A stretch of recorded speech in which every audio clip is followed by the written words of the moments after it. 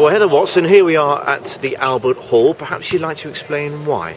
I'm here at the Royal Albert Hall with the Statoil Give It Your Max Children's Clinic, and we're just having a lot of fun out here on court and giving the kids an opportunity to play here at the Royal Albert Hall.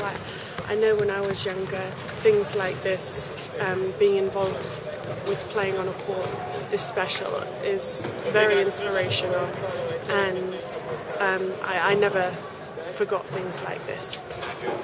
So we're at the end of 2013. How's it been for you? 2013's been a bit of a roller coaster year for me. You know, it's been the first real big hiccup I've had in my career. But you know, these things happen, and it's been tough, but I feel like I'm a stronger person, and I'm really looking forward and ready for next year, 2014. Fantastic. So it's really sort of motivated you, hasn't it?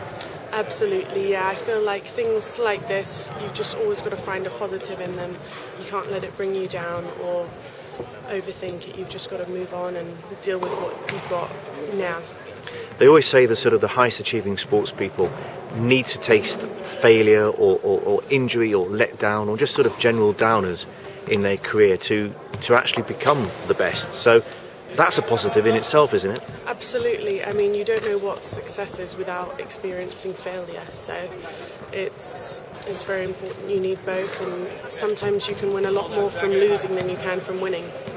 And what's it done seeing Andy Murray winning Wimbledon this year? At long last, we have a British champion, and yourself and Laura Robson. You know, you're not that far off the sort of the top 20 in the world now. So that must have inspired you. Oh, absolutely. I remember watching the match, and I actually watched the whole match last year as well when he lost in the final to Roger Federer.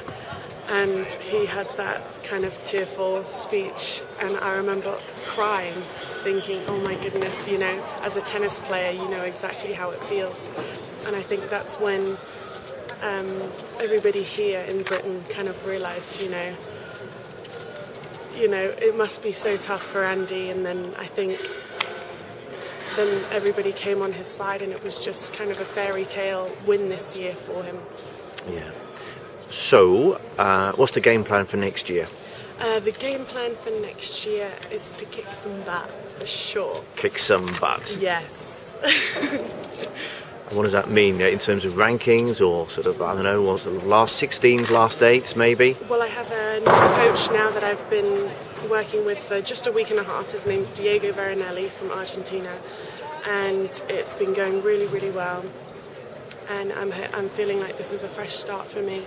And I've got training after this here this morning. I'm going straight off, and I feel like I'm playing well already after just a couple of weeks.